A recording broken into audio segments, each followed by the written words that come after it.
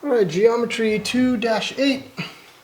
One more time where there's so much writing that it's better for me just to talk you through it and you pause and write down your notes on your own timeline there. Go ahead and pause when you need to. So 2-8, proving angle relationships. So we're going to continue doing proofs, and we're talking about angle relationships now. So here is the first postulate we're going to look at. You can ignore this 2.10 thing, but the protractor postulate. This just says you can measure an angle. Just like 1 or 2 lessons ago when we talked about how you can measure a segment, here this is just saying you can measure an angle. Here's the next postulate, the angle addition postulate. This says that, let's go like this. D is the interior of angle ABC if and only if measure of ABD, angle ABD, plus the measure of angle DBC equals the measure of angle ABC. So what all of this mess is just saying, that D is in the interior of this bigger angle here, if and only if this angle plus this angle equals this whole thing. That's all that this is saying. Supplement theorem. So the supplement theorem just says, and instead of writing a bunch of words, I just decided it'd be better just to write this out. Measure of angle 1 plus measure of angle 2 equals 180 degrees. So remember, supplementary angles are those that add together to be 180 degrees. The complement theorem says measure of angle 1 plus measure of angle 2 equals 90 degrees. Complementary angles, when added together, equal 90 degrees. Now we'll kind of look at all of these together. Properties of angle congruence. So the reflexive property of angle congruence, hopefully you'll see these words reflexive, symmetric, and transitive, and you'll hopefully start understanding what these mean because they have the same kind of connotation or meaning in all these different contexts. So reflexive property of congruence, when we're talking about angles, is angle 1 is congruent to angle 1. Just like in the segments, we're talking about the reflexive property of congruence with segments. AB is congruent to AB. Segment AB is congruent to segment AB. All right, same thing with angles.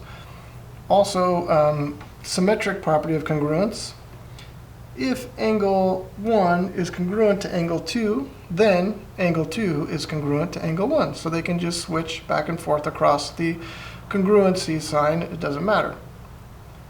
Transitive property of congruence. This says that if angle 1 is congruent to angle 2, and angle 2 is congruent to angle 3, then angle 1 is congruent to angle 3.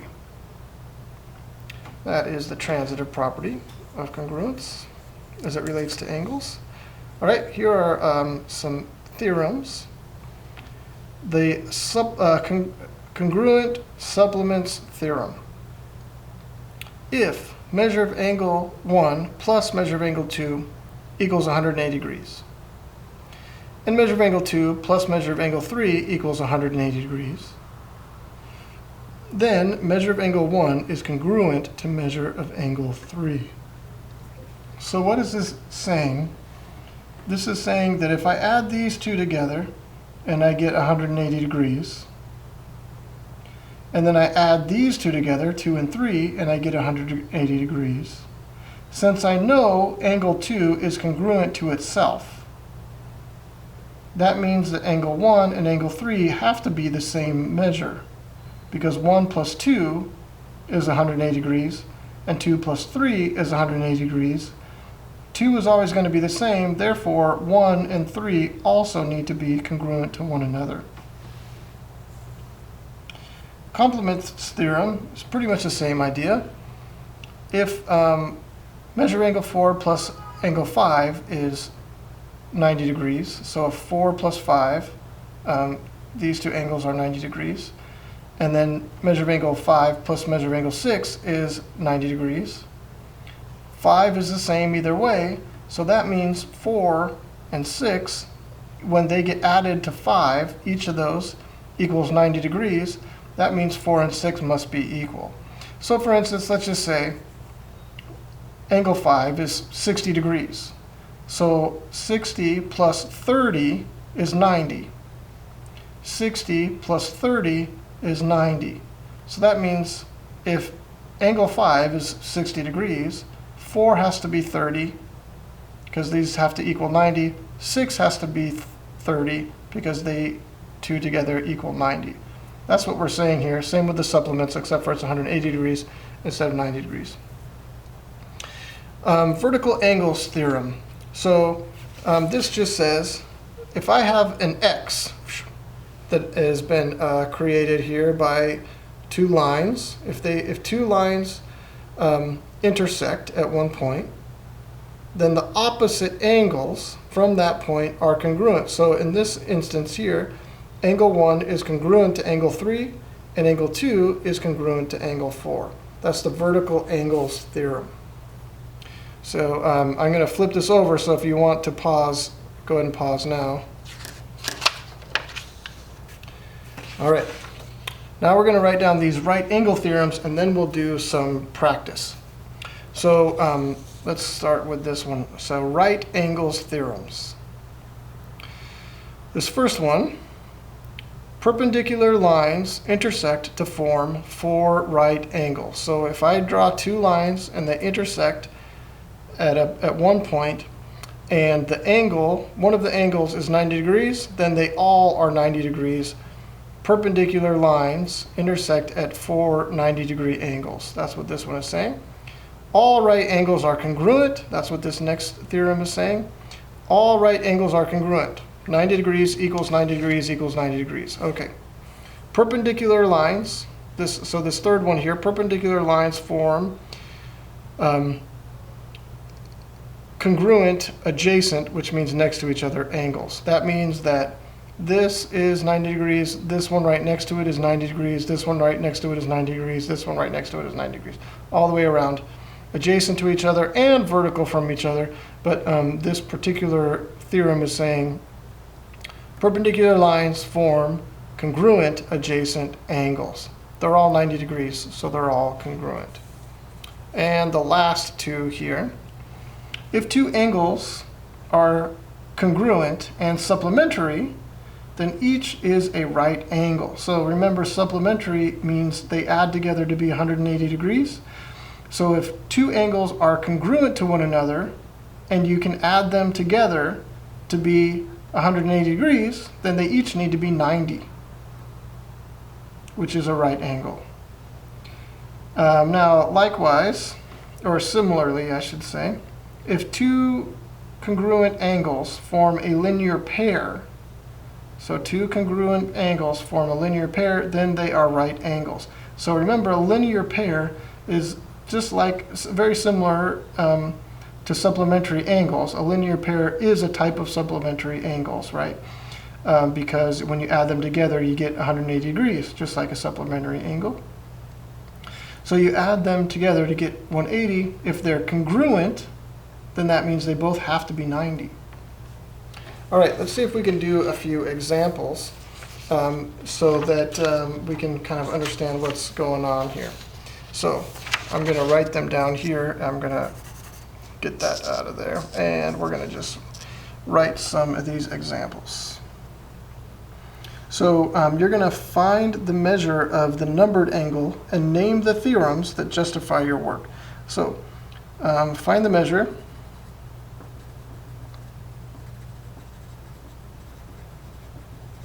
And name the theorem that justifies your work.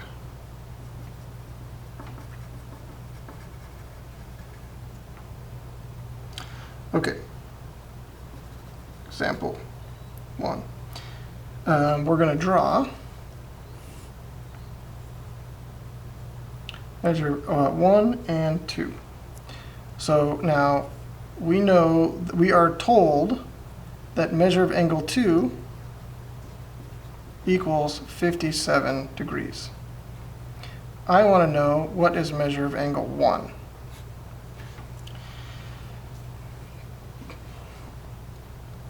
And so the way that I would figure this one out is I know that this is a linear pair.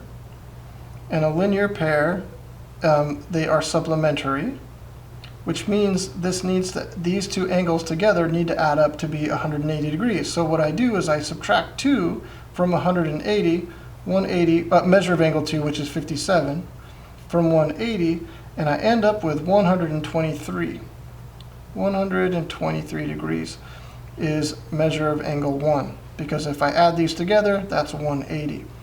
And the theorem that I use for this is the supplementary angles theorem. Supplementary angles theorem. So that would be my answer for that one. Let's do another one. I am given another guy like this. This is 90 degrees, and I also have an angle, a ray going off like that. This is angle 5, and this is angle 6. And I know, or I'm given, that measure of angle 5 equals 22.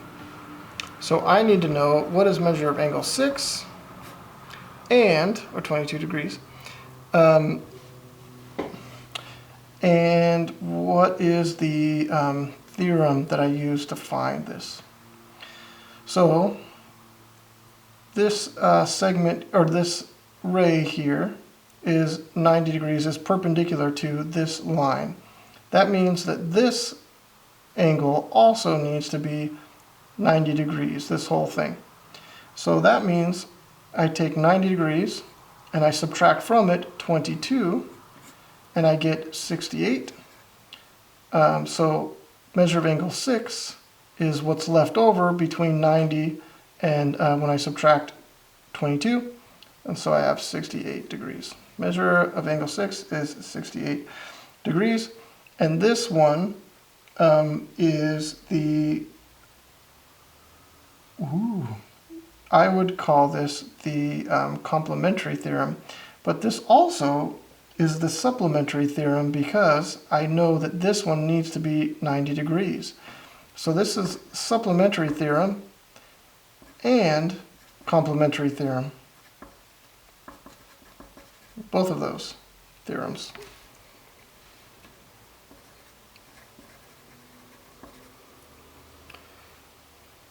All right, let's see, let's have you guys do a couple on your own maybe, or at least one here.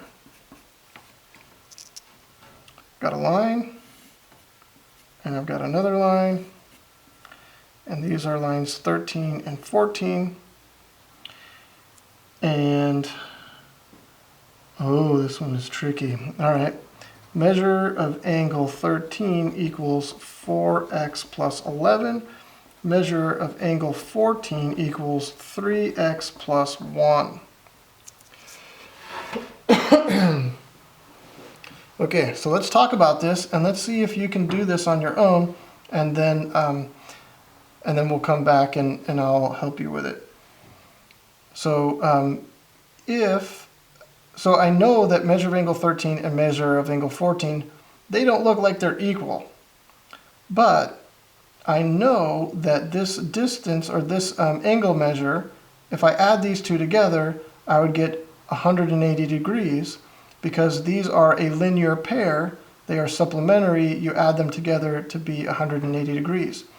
So I can solve for x by adding these two angles together, and then I can plug that value of x back in and find out what my angle measures are. So I want to know what's my measure of angle 13 and what's my measure of angle 14, and also what theorem did I use.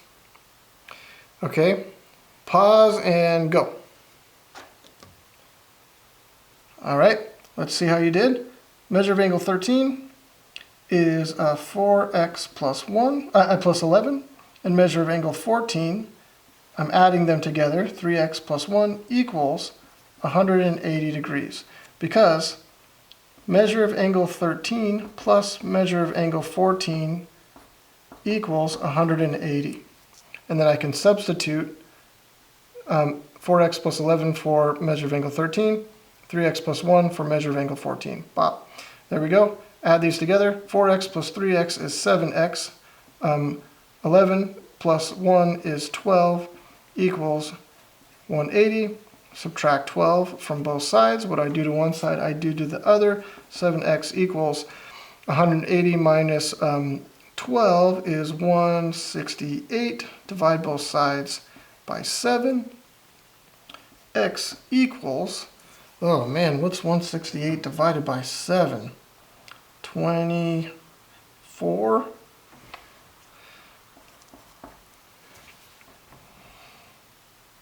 Yeah, 24, that looks right. So then I plug this x equals 24. I substitute 24 in for x up here. So I'm going to plug that in here. 3 times 24 plus 1. 3 times 24 is 60, 72, plus 1 is 73. So that's the measure of angle 14, 73 degrees. And now, I can plug 24 in up here, but I don't really feel like doing that much work. How can I find the measure of angle 13, knowing that measure of angle 14 is 73, knowing if I add these two together I get 180 degrees, but I don't want to plug that 24 back in there. How can I find measure of angle 13? I subtract 73 from 180, and I get 107. Now, if you didn't feel comfortable doing that, you can plug that 24 back in for x in this expression, and that'd be fine. Now, I need to know, oh, I should have circled this one up here. I need to know my theorem that I used, and I used the supplementary theorem to justify my answer for that. And I think that we have done enough to be done with with section 2-8. Good luck on the homework.